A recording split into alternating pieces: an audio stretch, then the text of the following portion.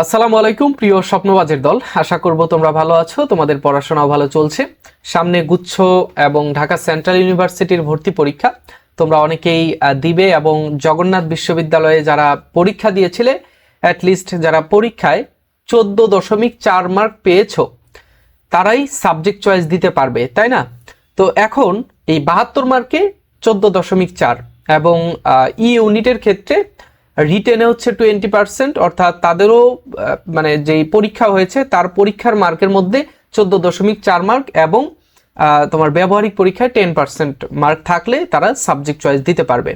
আচ্ছা, আজকে 8ই ফেব্রুয়ারি, আজকে থেকে 16 তারিখ পর্যন্ত তোমাদের এই সাবজেক্ট চয়েসটা চলবে।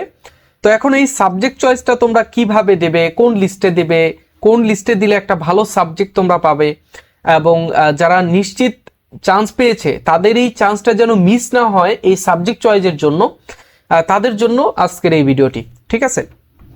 আচ্ছা, তোমরা বেশিরভাগ শিক্ষার্থীরাই একটা কনফিউশনে ভুগো, সেটা হচ্ছে যে তোমরা এই সাবজেক্ট চয়েসের ক্ষেত্রে অনেক কিছুই চিন্তা করতে পারো না যে ভাই আমরা কোন সাবজেক্ট নিলে ভালো হবে, কোন সাবজেক্ট নিলে খারাপ হবে। সেই জিনিসটাই তোমাদেরকে একটু দেখাবো এবং আমার অভিজ্ঞতা থেকে এবং তোমাদের যে ডিপার্টমেন্ট বা বিভাগ বা অনুষদ, সেই অনুষদ রিলেটেড যেই সিনিয়ররা রয়েছে, এক্সপার্ট রয়েছে, তাদের কাছে থেকে জেনে আমি সাবজেক্টগুলো সাজিয়েছি। এইখানে 5টা ইউনিটের সবগুলো নিয়েই এই ভিডিওতে আলোচনা করব। সো একটু দ্রুত আমাকে যেতে হবে, বেশি কথা না বলে চলো। দেখো, জগন্নাথ বিশ্ববিদ্যালয়ের এই ইউনিট সর্বপ্রথম ইউনিট নিয়ে আমরা আলোচনা করব। সর্বপ্রথম তোমরা দিবা কম্পিউটার সায়েন্স অ্যান্ড ইঞ্জিনিয়ারিং, যারা ইঞ্জিনিয়ারিং সাবজেক্ট তোমরা পেতে চাও, ঠিক আছে? অনেকে আবার প্রশ্ন করে যে ভাই আমরা বায়োলজি দাগিয়েছি, এখন বায়োলজির পরে আমরা এই সাবজেক্ট পাবো কিনা। যদি না পাও তারপরেও তোমরা দিবা, বা তোমাদের যদি নিতে মনে চায় চয়েস দিবা যদি চয়েস লিস্টের মধ্যে এই সাবজেক্টটা থাকে, আর যদি না থাকে তাহলে তো দিতেই পারবা না, ঠিক আছে? যদি চয়েস লিস্টের মধ্যে থাকে তাহলে অবশ্যই তোমরা এই সাবজেক্টটা দিবে। এরপরে ফার্মেসি দেবে, তারপরে জেনেটিক ইঞ্জিনিয়ারিং দেবে, তারপরে হচ্ছে অণুজীব বিজ্ঞান দেবে, প্রাণ রসায়ন ও অনুপ্রাণ বিজ্ঞান দিবে, রসায়ন পদার্থ, গণিত, পরিসংখ্যান, প্রাণীবিদ্যা, উদ্ভিদ বিজ্ঞান, এরপরে হচ্ছে তোমার ভূগোল ও পরিবেশ, মনোবিজ্ঞান দিবে, ঠিক আছে? আচ্ছা, একটু বলে রাখি, তোমরা অনেকেই ম্যাথ দাগিয়েছো, অনেকেই বায়োলজি দাগিয়েছো। এখন ওই প্রশ্ন ওইটাই যে ভাইয়া বায়োলজি দাগাইলে আমরা কি ইঞ্জিনিয়ারিং সাবজেক্ট পাবো কিনা, আর যদি আমরা ম্যাথ দাগাই তাহলে কি আমরা এই যে বায়োলজি বা এইগুলোর ক্ষেত্রে অণুজীব বিজ্ঞান, প্রাণ রসায়ন, এগুলো কি আমরা পাবো কিনা। দেখো, যদি মানে সেখানে স্যারেরা এরকম সিস্টেম করেই দেবে যে যদি তুমি না পাও, তোমার যদি ওই শর্তটা পূরণ না করা হয় তাহলে চয়েস লিস্টের মধ্যে তোমাকে ওইটা দিবে না, তুমি চয়েস দিতেই পারবা না। আর যদি তুমি ওই শর্তটুকু পূরণ করো, শর্ত পূরণ বলতে শর্ত তোমার অলরেডি পূরণ হয়েও গেছে, যদি এরকম হয় তাহলে ওইখানে তোমার প্রত্যেকটা সাবজেক্টই থাকবে, তুমি শর্ত পূরণ করলেই চয়েস লিস্টের মধ্যে সাবজেক্টটা থাকবে, ঠিক আছে? এতে তোমার পরীক্ষাতে তুমি বায়োলজি দাগাও অথবা ম্যাথ দাগাও, এটা কোনো ম্যাটার করবে না, ঠিক আছে? আচ্ছা, এটা গেল আমাদের ক ইউনিট। এবার খ ইউনিটটা আমরা একটু দেখি। খ ইউনিটটা একটু দেখো। আচ্ছা, দেখো বি ইউনিট, এগুলো কিন্তু আমি প্রিভিয়াস ভিডিওগুলোতে আলোচনা করেছি, তারপরে অনেকে তোমরা দেখোনি, যার কারণে তোমাদেরকে এখানে আবার দেখানো। যে সর্বপ্রথম তোমরা দিবে আইন, তারপরে ইংরেজি দিবে, তারপরে ল্যান্ড ম্যানেজমেন্ট অ্যান্ড ল দিবা, বা এখানে ভূমি প্রশাসন ও আইন। সো এখানে অ্যাডমিনিস্ট্রেশন,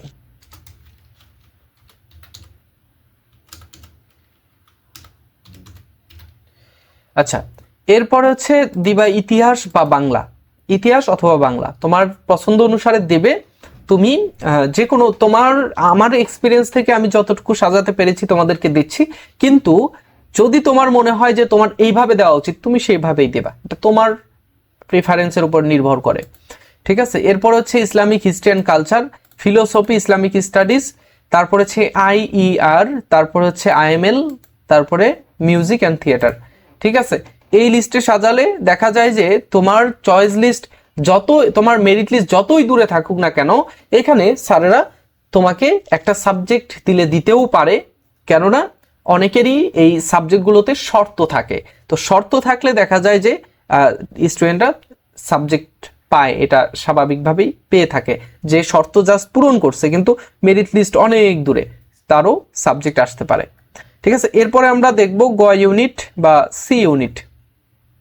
সি ইউনিটে খুব বেশি সাবজেক্ট নাই, সি ইউনিটের সাবজেক্ট আছে মোটের উপর 4টা। তো 4টা সাবজেক্টে যেহেতু তোমাদের কোনো শর্ত নাই, সো এখানে চান্স পাওয়া খুবই টাফ হবে অনেক দূরের শিক্ষার্থীরা। তো দেখো এখানে সর্বপ্রথম অ্যাকাউন্টিং দিতে পারো, ফিনান্স দিতে পারো, তারপর হচ্ছে ম্যানেজমেন্ট দিতে পারো, মার্কেটিং দিতে পারো। ঠিক আছে, এই যে 4টা সাবজেক্ট এই লিস্টে তোমরা সাজাবা। এতে দেখা যায় যে অনেকের যারা সামনের দিকে থাকবে তাদের অ্যাকাউন্টিং চলেই আসবে, ফিনান্স চলেই আসবে, ম্যানেজমেন্ট মার্কেটিং সবগুলোই ভালো সাবজেক্ট। ঠিক আছে, এখানে আমি খুব বেশি ডিফারেন্ট তাদের মধ্যে দেখি না, কিন্তু একটু ওদের কাছ থেকে বিজনেস অনুষদের শিক্ষার্থী বন্ধুবান্ধব যারা রয়েছে তাদের কাছ থেকে জেনে আমি তোমাদেরকে এই লিস্টটা তোমাদের এই লিস্ট তৈরি করেছি। ওকে, এরপরে আমরা দেখব হচ্ছে ডি ইউনিট। ডি ইউনিটটা একটু দেখো। আচ্ছা,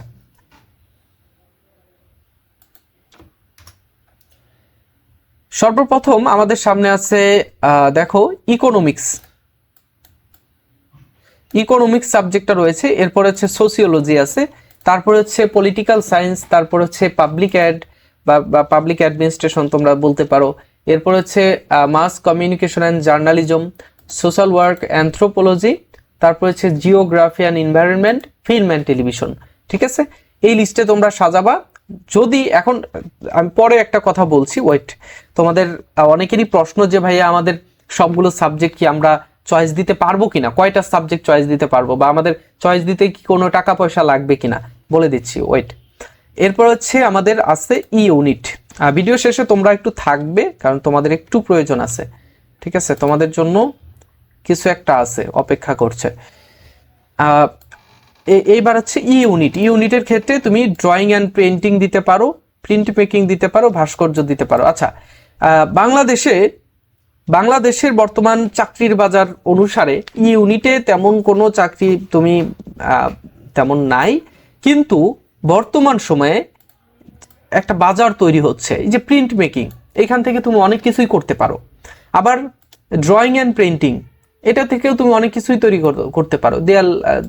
দেয়ালে আর্ট, তারপর হচ্ছে তোমার এটাকে কি বলে, আমি অত কিছু নাম জানি না, তবে বর্তমান সময়ে যত চিত্র অঙ্কন দেখো না কেন সব কিছু কিন্তু এদেরই কাজ। তো প্রিন্ট মেকিং বলো আর গ্রাফিক্স ডিজাইন যাই বলো না কেন, সবগুলো কিন্তু এখানেই আছে। ওকে, এরপরে ভাস্কর্য আছে। ভাস্কর্যের কাজ হচ্ছে ওই বিভিন্ন পূজা পার্বত্য কি বলে পূজা অনুষ্ঠান বা উৎসবে তখন ভাস্কর্যের তৈরি করা হয়, বা বিভিন্ন কি বলে চেতনাগত বা অন্যান্য কারণে তোমার এই ভাস্কর্য তৈরি করা হয়, এবং তোমরা দেখো বিভিন্ন জায়গায় দেখে থাকো। এখানেও তোমার একটা চাকরির বাজার আছে, বা তুমি একটা কেরিয়ার ডেভেলপ করতে পারো। ঠিক আছে, আচ্ছা, তো আমাদের সকল ইউনিটের আলোচনা হলো। এখন আমাদের একটা বিষয় খুব ভালোভাবে আমাদের জানা উচিত, সেটা হচ্ছে আমাদের, আমি প্রশ্ন তোমাদের সামনে নিয়ে আসবে, ওয়েট। দেখো, তোমরা যারা জগন্নাথে চান্স পেয়েছো নিশ্চিত, তারাও গুচ্ছে পরীক্ষা দিবা, ঢাকা সেন্ট্রাল ইউনিভার্সিটিতে দিবা। যারা চান্স পাও নাই, ওয়েটিং লিস্টে রয়েছো, তারাও গুচ্ছে ঢাকা সেন্ট্রাল ইউনিভার্সিটিতে পরীক্ষা দিবা, এবং লাস্ট সময়ে তোমার ঢাকা সেন্ট্রাল ইউনিভার্সিটি অথবা গুচ্ছ, সেগুলো হচ্ছে তোমার জন্য একটা প্লাস পয়েন্ট। কারণ গুচ্ছের মধ্যে অনেকগুলো সিট রয়েছে, 13,000 প্লাস, 14,000-এর কাছাকাছি সিট রয়েছে। এরপরে হচ্ছে তোমরা যাদের জগন্নাথ সহ অন্যান্য বিশ্ববিদ্যালয়ে চান্স হয় নাই, মেরিট লিস্ট অনেক দূরে, তোমাদের সর্বশেষ চান্স হতে পারে, সর্বশেষ একটা তোমার আস্থার জায়গা, বা সর্বশেষ তোমার কি বলবো এটাকে, তোমার বিশ্বাসের জায়গা, সেটা হতে পারে জিএসটি, ডিসিইউ বা এনইউ।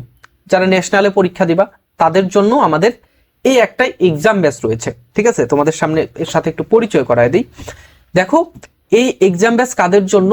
বি এবং সি ইউনিটের জন্য, যারা মানবিক এবং ব্যবসায় শিক্ষা থেকে পরীক্ষা দেবে গুচ্ছের মধ্যে, ঢাকা সেন্ট্রাল ইউনিভার্সিটিতে, ন্যাশনালে। যারা পরীক্ষা দিবা তোমাদের 3টা পরীক্ষার জন্য একটা প্রস্তুতি আমাদের এই একটা এক্সাম ব্যাচ, ঠিক আছে? এই এক্সাম ব্যাচে আসলে আমাদের কি কি রাখবো সেগুলো একটু বলি। আর আমাদের এই এক্সাম ব্যাচের ফিটা আমি আগে একটু বলে দেই। ফি হচ্ছে মাত্র 199 টাকা।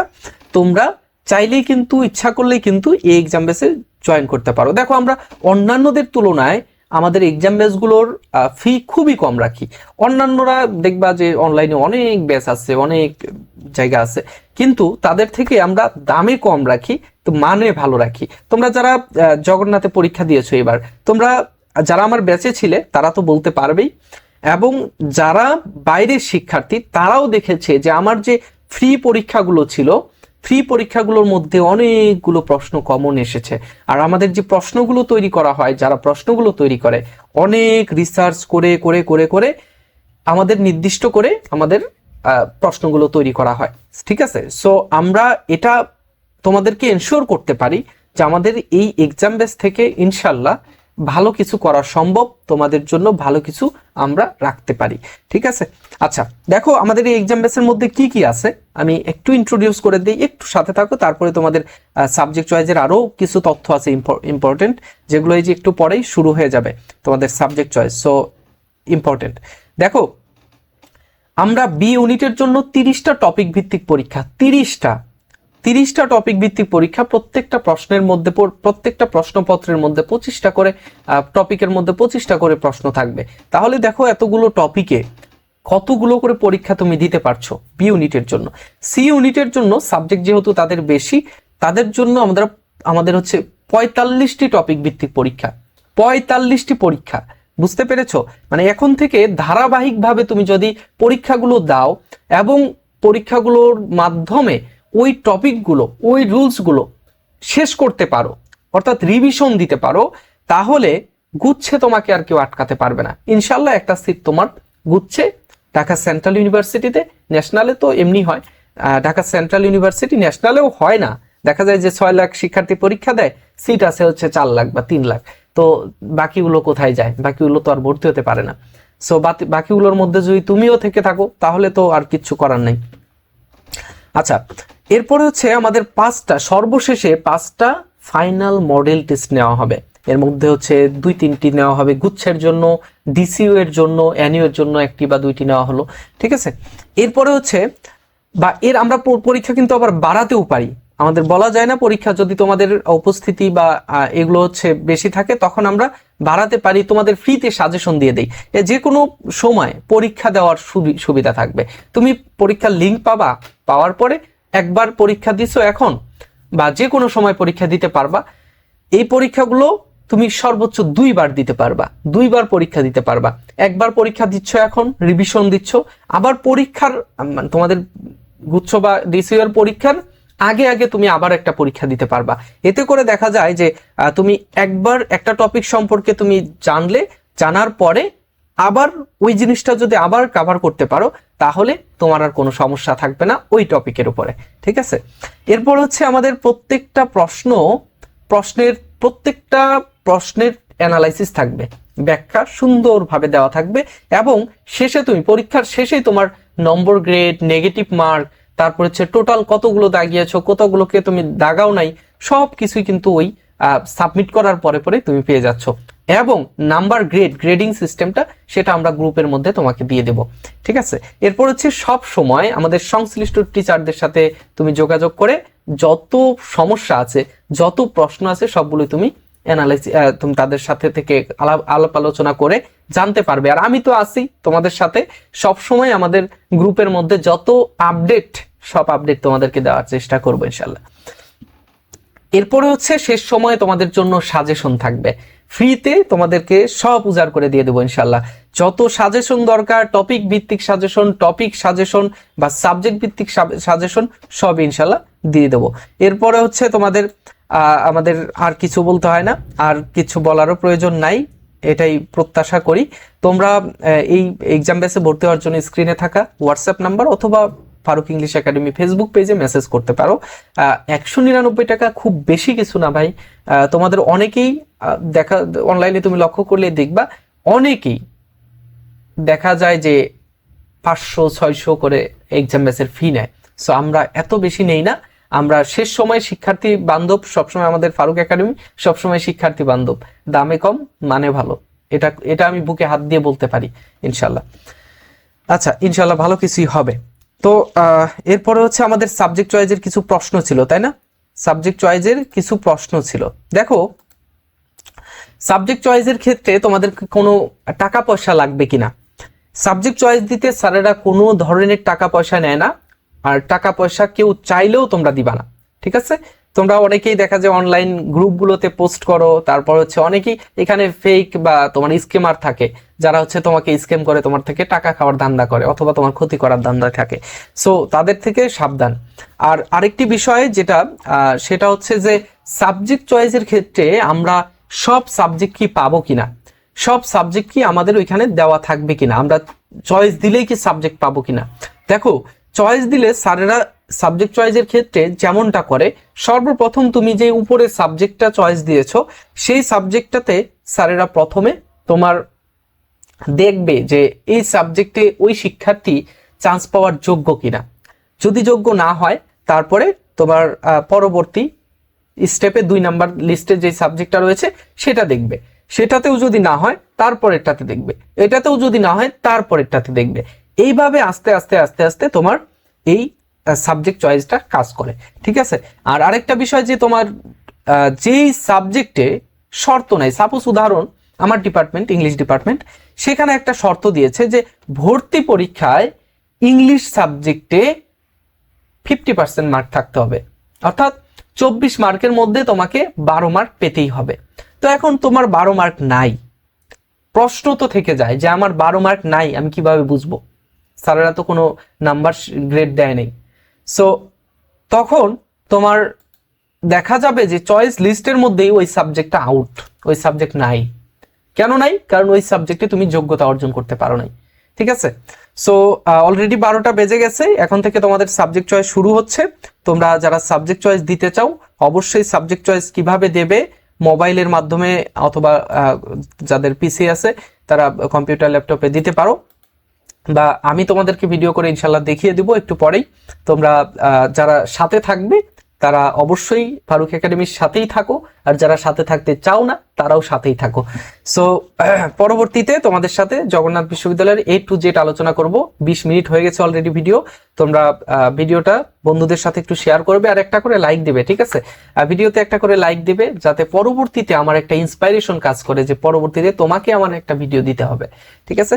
তো পরবর্তী ভিডিওতে দেখা হচ্ছে। আল্লাহ হাফেজ, আসসালামু আলাইকুম।